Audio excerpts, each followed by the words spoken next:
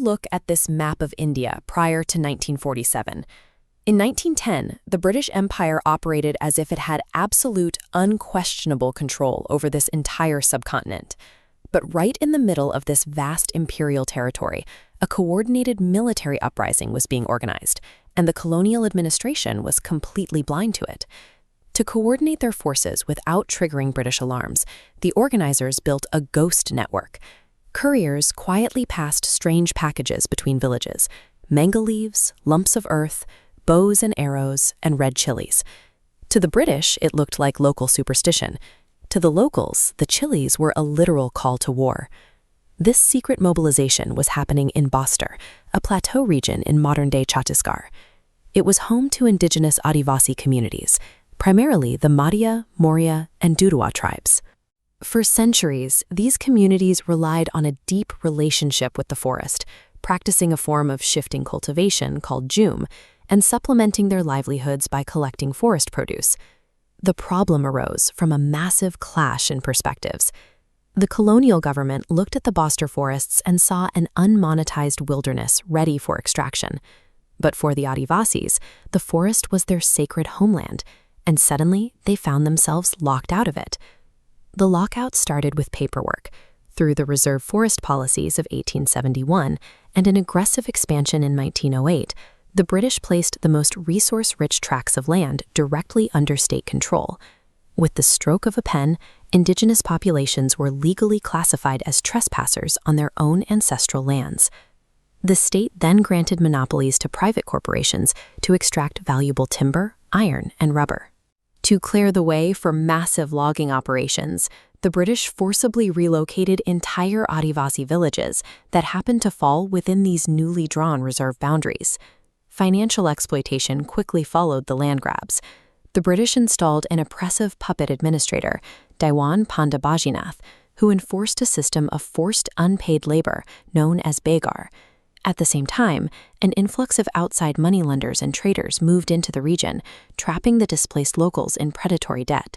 And then the economic violence turned physical. In 1908, government troops attacked a Durwa community near the capital city of Jagdalpur. The soldiers committed horrific acts of violence against the villagers, including the mass assault of local women, leaving behind a trail of casualties. Stripped of their land, forced into unpaid labor, and subjected to military brutality without any legal protection, the Adivasis had zero peaceful avenues left. Total, organized war became a matter of pure survival. For 9 uninterrupted months, the administration noticed absolutely nothing, while the region armed itself. The Adivasis repurposed their traditional community centers, called gotuls, into covert war rooms, where they stockpiled weapons and drafted operational strategies. To manage an uprising of this size, they established a dual leadership model.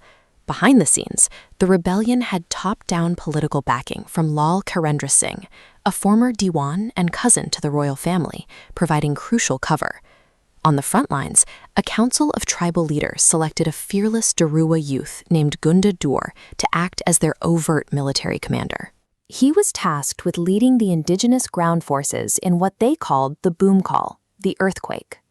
Gunda Dur's operational plan was highly specific: launch a synchronized surprise assault, sever all outside communication lines, and capture high-ranking government officers. The British severely underestimated their subjects.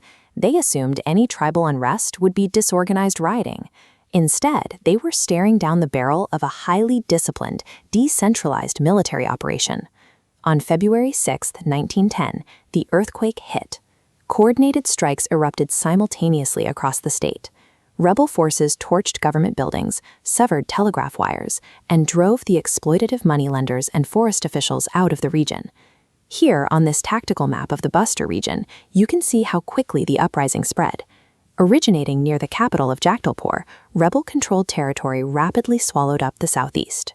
The Adivasis completely overwhelmed the local 250-man police force and effectively ruled the Bastar Plateau for an entire week. The colonial government panicked and requested heavy military reinforcements from neighboring Bengal and Jaipur. Under Commander Drury, the British launched a massive counteroffensive, deploying a ruthless scorched earth campaign that burned Adivasi villages to the ground. Despite the firepower, the rebels held their ground until a fatal betrayal. An informant named Sonu Maji gave the British the exact location of the rebel encampment at a village called Alnar.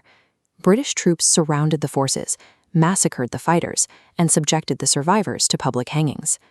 As the British closed the circle at Alnar, their primary target vanished. Gunda Dur slipped through the dragnet, and despite intensive manhunts through the jungle, he was never seen by an official again.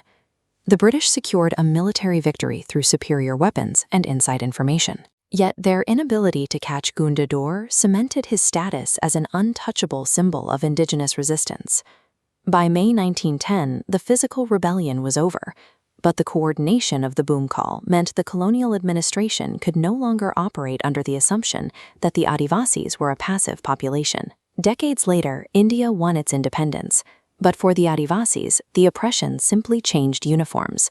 Successive modern Indian governments chose to enforce the exact same exclusionary forest reservation policies originally drafted by the British. This data visualization shows the 1910 reserved forest boundaries alongside a heat map of modern-day insurgency zones in Chhattisgarh.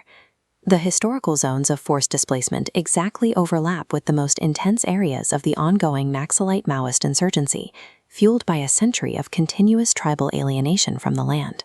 Through all of this, the memory of the 1910 uprising survives. Every year on February 10th, the region celebrates Boom Kal Diwas, honoring Gunda Dur as a hero of Chhattisgarh who stood against an empire. The Bostor Rebellion is not a closed chapter of history. It proves that severing indigenous people from their ancestral land triggers systemic shockwaves that outlast the empires that caused them.